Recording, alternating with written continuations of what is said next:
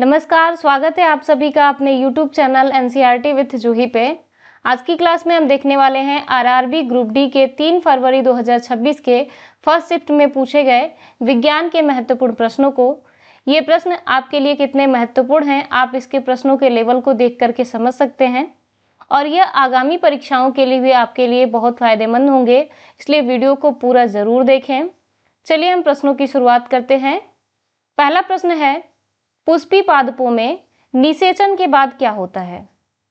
विकल्प ए, बीजांड बीज बन जाता है और अंडाशय फल बन जाता है। आइए समझते हैं चित्र के माध्यम से।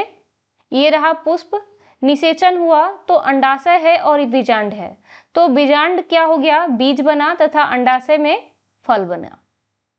अब बीज में भ्रूण, भोजन भंडार तथा बीज आवरण होता है और फल क्या करते हैं? बीजों की रक्षा करते हैं, इनके प्रसार में सहायता करते हैं।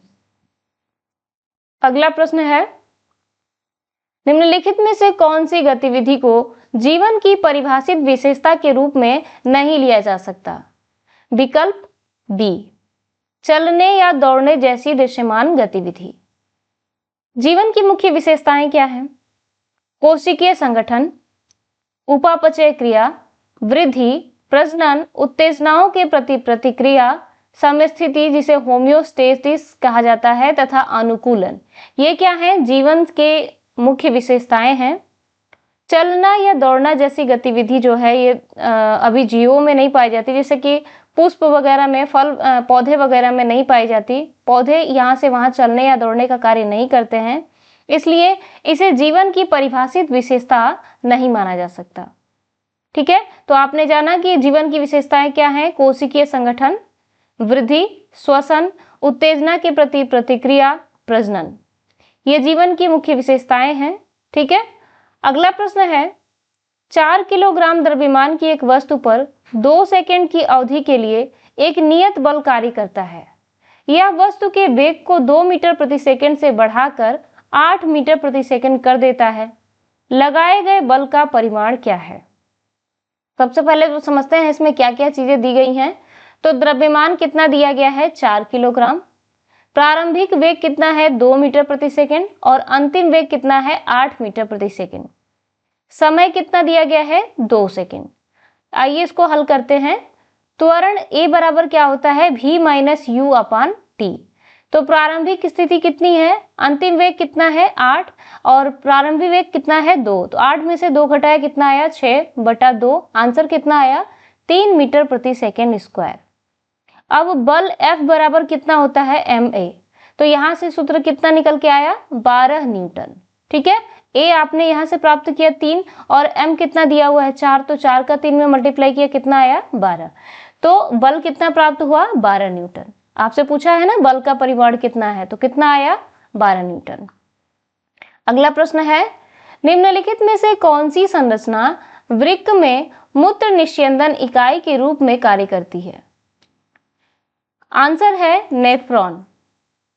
नेफ्रॉन क्या होता है? वृक्क यानी कि किडनी की मूत्र निस्यंदन इकाई है और यह रक्त का निस्यंदन करता है और मूत्र के निर्माण में सहायता करता है। ठीक है, नेफ्रॉन की संरचना यहां पर दी गई है। इसमें ये क्या होता है? ये है ग्लोमेरुलस, प्रॉक्सिमल वाकुत नलिका जिसे कहते हैं, और ये बोमैन कैप्सूल कूप जिसको कहते हैं। ठीक है, डिस्टिल वाकुत नलिका। तो ये पूरा फिगर के माध्यम से यहाँ पे आपको सब चीजें बताई गई हैं। मुख्य तथ्य है, नेफ्रॉन की संख्या प्रत्येक किडनी में लगभग 10 लाख होती है। यह रक्त से अपशिष्ट पदार्थों को छानकर मूत्र बनाता है। नेफ्रॉन में ग्लोमेरुलस, बोमैन कैप्सूल और नलिकाएं होती हैं, याद रखना है आपको। अगला प्रश्न है, जब OH रेडायन आयनों को अम्लीय विलयन में मिलाया जाता है तो pH कितना होता है? आंसर है pH बढ़ता है। OH रेडायन क्षारीय प्रकृति के होते हैं। जब इन्हें अम्लीय विलयन में मिलाया जाता है तो ये H धनायनों के साथ अभिक्रिया करते हैं। यहाँ समझ सकते हैं, H धनायन जो कि अम्ल है और OH रेडायन जो कि क्षार है, अभिक्रिया करके क्या बना? H2O यानी कि जल। इस अभिक्रिया में H धनायन की सांद्रता घटती है, जिसके कारण pH मान बढ़ जाता है। उम्मीद है आप समझ पा रहे होंगे इस चीज को। अगले प्रश्न पे बढ़ते हैं। चारा फसलों को प्रचुर शाखन वाले लंबे पौधों की आवश्यकता क्यों होती है? आंसर है चारे के लिए अधिकतम हरित पदार्थ उपलब्ध कराने के लिए। चारा फसलों जैसे कि बरसीम हो गया, नेपियर घास, ज्वार चारा आदि में प्रचुर शाखन तथा लंबाई अधिक होने से पौधों में अधिक पत्तियां और तना उत्पन्न होते हैं, जिससे अधिक हरित पदार्थ यानी कि पोषक तत्व से भरपूर चारा प्राप्त होता है। ये रहा, ये बाजरा है, ठीक है। अधिक पत्तियां होती हैं जो अधिक प्रकाश संश्लेषण करती हैं। अधिक हरित पदार्थ, पौष्टिक चारा, पशुओं के लिए अधिक मात्रा में चारा उपलब्ध होता है और दुग्ध उत्पादन तथा पशु के स्वास्थ्य में सुधार होता है। ठीक है, अगला प्रश्न देखते हैं। निम्नलिखित में से कौन सा कथन सही नहीं है? विकल्प सी, ध्वनि अकंपित पिंडों द्वारा उत्पन्न की जा सकती है। आइए समझते हैं। ध्वनि केवल कंपन करने वाले पिंडों द्वारा उत्पन्न होती है, अकंपित पिंडों द्वारा नहीं, इसलिए विकल्प सी गलत है। कंपन यानी कि वाइब्रेशन वायु में संपीड़न यानी कि जब कॉम्प्रेशन होता है और विरलन रेयरफेक्शन से उत्पन्न करते हैं। क्या? कंपन जो है वायु में संपीड़न और विरलन उत्पन्न करते हैं। आयाम क्या होता है? ध्वनि की तीव्रता को प्रभावित करता है। आयाम जितना अधिक, तीव्रता उतनी अधिक। आवृत्ति ध्वनि की पिच को निवित करती है। आवृत्ति जितनी अधिक होगी, पिच भी उतनी ही अधिक होती है, उच्च होती है। अगला प्रश्न है, मादा प्रजनन तंत्र के किस भाग में निषेचन होता है? आंसर है अंडवाहिनी यानी फैलोपियन ट्यूब में। निषेचन यानी फर्टिलाइजेशन मादा प्रजनन तंत्र के अंडवाहिनी में होता है। यहाँ शुक्राणु अंडाणु से मिलकर युग्मनज बनाते हैं, जिसे जिगोट कहते हैं। इसके बाद युग्मनज गर्भाशय की ओर बढ़ता है, जहां इसका आरोपण यानी इम्प्लांटेशन होता है। यह है मादा प्रजनन तंत्र। अगले प्रश्न पे बढ़ते हैं। अपवर्तन का नियम आपतन कोण की किस सीमा के लिए मान्य है? बी विकल्प सही है, 0 degree is less than I is less than 90 degree. ठीक है, आपको पता है अपवर्तन का नियम आपतन कोण की उस सीमा तक मान्य होता है जब तक प्रकाश एक माध्यम से दूसरे माध्यम में अपवर्तित हो रहा है। यह नियम केवल 0 डिग्री से 90 डिग्री के बीच के आपतन कोणों के लिए ही मान्य है। ठीक है, और अपवर्तन का नियम क्या है? Sine I equal to sine R. किसी आपतित किरण और अपवर्तित किरण के लिए N1 sine I equal to N2 sine R होता है। अगला प्रश्न है, रक्त में ऑक्सीजन का परिवहन किसके द्वारा होता है? आंसर है लाल रक्त कणिकाओं के द्वारा। रक्त में ऑक्सीजन का परिवहन मुख्य रूप से लाल रक्त कणिकाओं यानी कि आरबीसी में उपस्थित हीमोग्लोबिन नामक प्रोटीन द्वारा होता है। हीमोग्लोबिन प्लस ऑक्सीजन मिलकर क्या बनते हैं? ऑक्सी हीमोग्लोबिन, जिसे HbO2 कहा जाता है। ठीक है, आप सभी को पता है रक्त के घटक कौन कौन से हैं? RBC, platelets, WBC, lymph. RBC क्या करता है? हीमोग्लोबिन की सहायता से ऑक्सीजन का परिवहन करता है। प्लेटलेट्स रक्त का थक्का जमाने में सहायता करते हैं। WBC शरीर को रोग से रक्षा करती है और लिम्फ क्या करता है? ऊतकों से अतिरिक्त द्रव को एकत्र कर रक्त में वापस लाती है, ऑक्सीजन का परिवहन नहीं करती है। ठीक है, अगले प्रश्न पे बढ़ते हैं। निम्नलिखित में से कौन सा दैनिक जीवन में एक समान वृत्तीय गति का उदाहरण है? आंसर है विकल्प ए, एक छत का पंखा अपवर्तित गति से घूम रहा है। एक समान वृत्तीय गति वह गति है जिसमें कोई वस्तु वृत्ताकार पथ पर चलती है, उसकी चाल नियत रहती है और अर्थात वेग का परिमाण स्थिर रहता है, जबकि दिशा लगातार बदलती रहती है।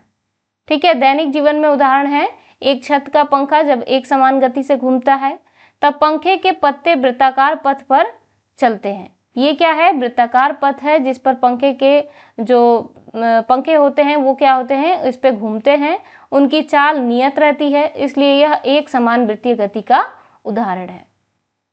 अगला प्रश्न है, कार्बनिक यौगिकों को परिभाषित करने वाली प्राथमिक विशेषता क्या है? आंसर है, इनमें मुख्यतः कार्बन और हाइड्रोजन परमाणु होते हैं जो सहसंयोजक बंध बनाते हैं। अगले प्रश्न पे बढ़ते हैं। समदाबीय यानी आइसोबार्स वे परमाणु होते हैं जिनका, आंसर है, जिनका द्रव्यमान संख्या समान होती है लेकिन परमाणु क्रमांक भिन्न होता है, उसे क्या कहते हैं? समदाबीय कहते हैं। ठीक है, आइए समझते हैं।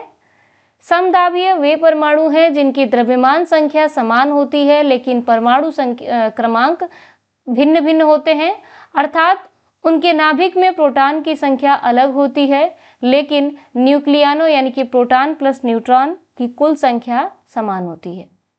ठीक है, समदाबीय का अर्थ होता है सम यानी समान, दाबीय यानी कि द्रव्यमान संख्या, यानी कि जिसमें द्रव्यमान संख्या समान हो। अगले प्रश्न पे बढ़ते हैं।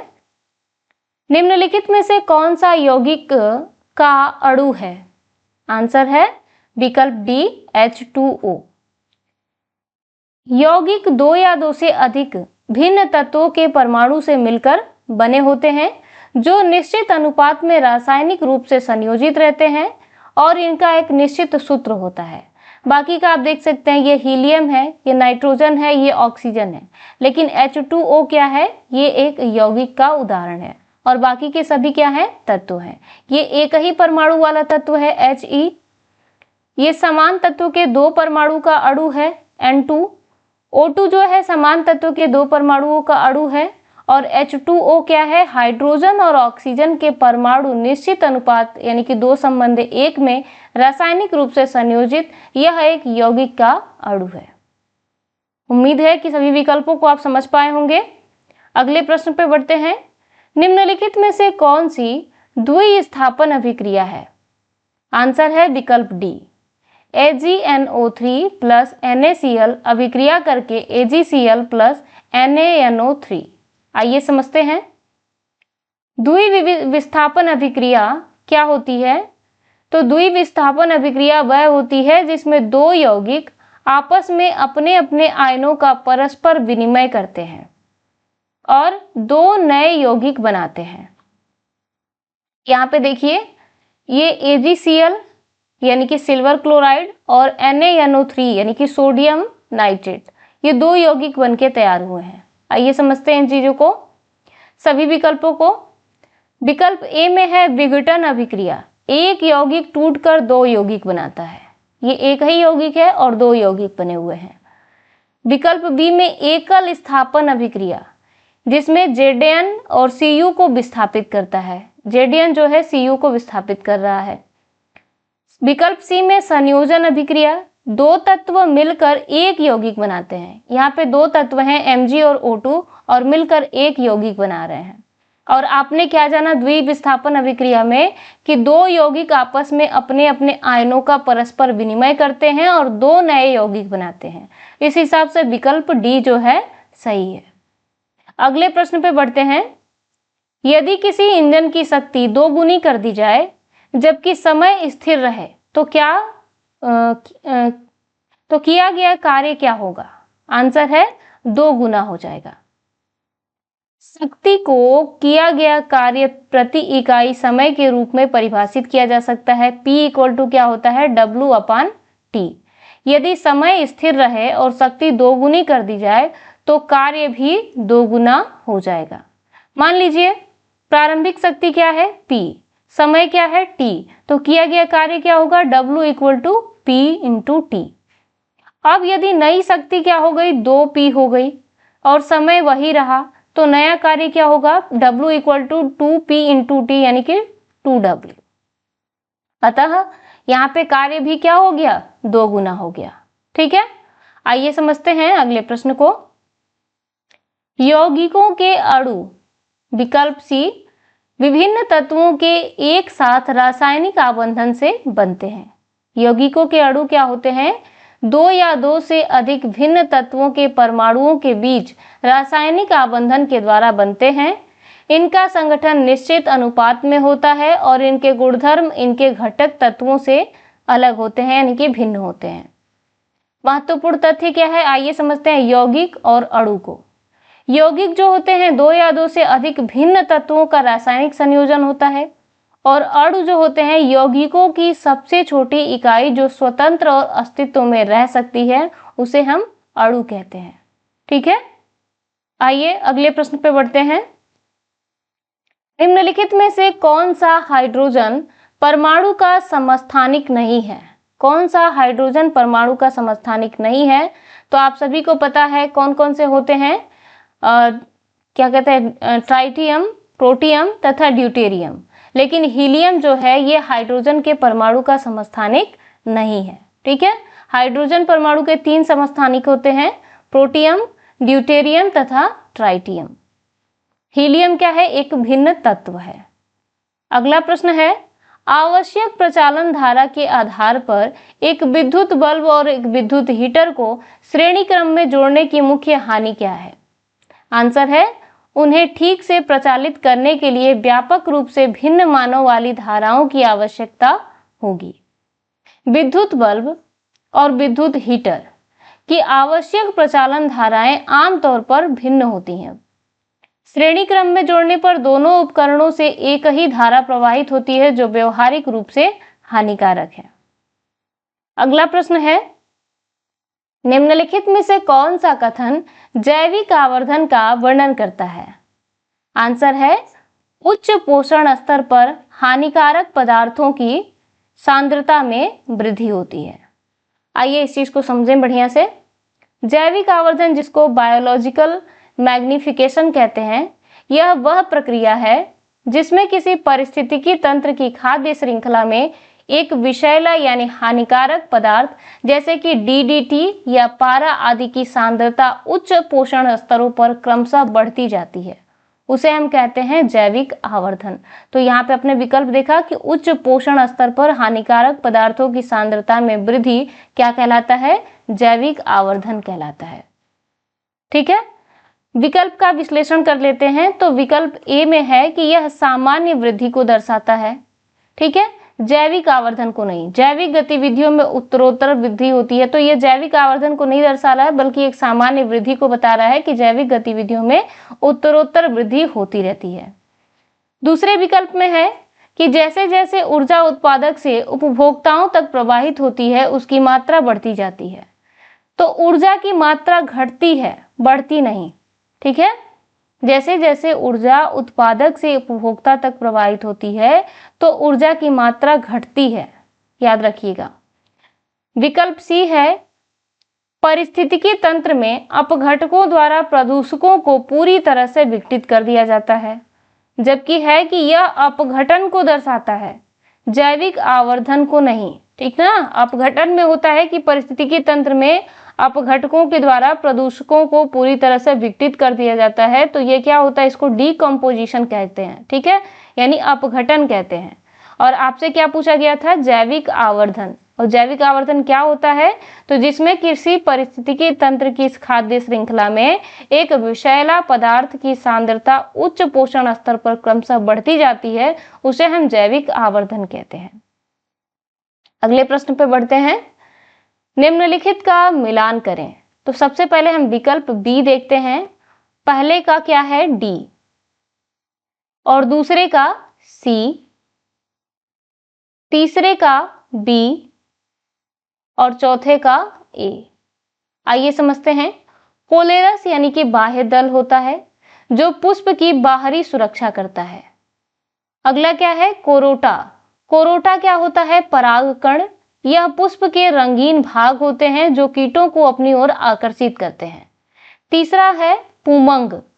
पुमंग पुंकेसर, यह पुष्प का नर जनन तंत्र अंग होता है जो परागकण उत्पन्न करता है। और जायांग क्या होता है, अंडप। यह पुष्प का मादा जनन अंग है जिसमें बीजांड होते हैं। तो आपने जो है कि सभी विकल्पों को बहुत अच्छे तरीके से समझा। चलिए अगले प्रश्न पे बढ़ते हैं। निम्नलिखित में से कौन सा डिवाइस चुंबकीय क्षेत्र में धारावाही चालक पर बल के सिद्धांत पर कार्य करता है? आंसर है विद्युत मोटर। विद्युत मोटर चुंबकीय क्षेत्र में धारावाही चालक पर बल के सिद्धांत F = BIL sin थीटा पर कार्य करता है। इस सिद्धांत के कारण चालक पर बल लगता है और वह गति करने लगता है। ठीक ना? जहां पे B क्या है?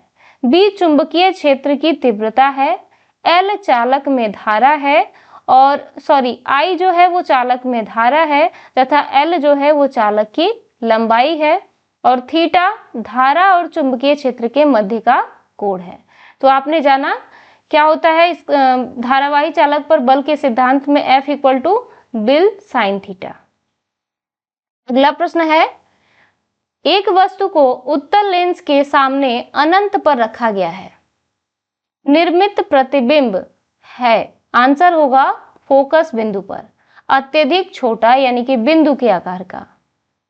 जब कोई वस्तु उत्तल लेंस के सामने अनंत पर रखी जाती है तो लेंस पर आने वाली प्रकाश किरणें समानांतर होती हैं और ऐसी समानांतर किरणें अपवर्तन के बाद लेंस के दूसरे फोकस बिंदु पर मिलती हैं, इसलिए प्रतिबिंब फोकस बिंदु पर बनता है और अत्यधिक छोटा होता है।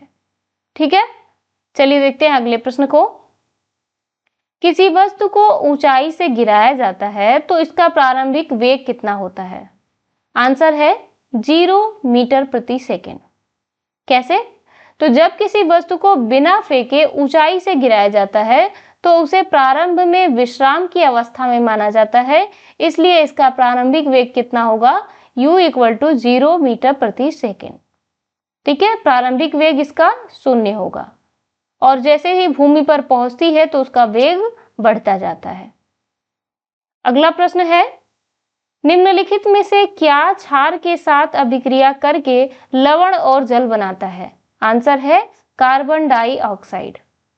कार्बन डाइऑक्साइड यानी CO2 जब कैल्शियम हाइड्रोक्साइड यानी कि CaOH चॉइस से जब क्रिया करता है तो कैल्शियम कार्बोनेट जो कि एक लवण है और H2O जो कि जल है, तो लवण तथा जल कौन बनाता है? Carbon dioxide. और सोडियम ऑक्साइड जल के साथ अभिक्रिया करके क्षार बनाता है।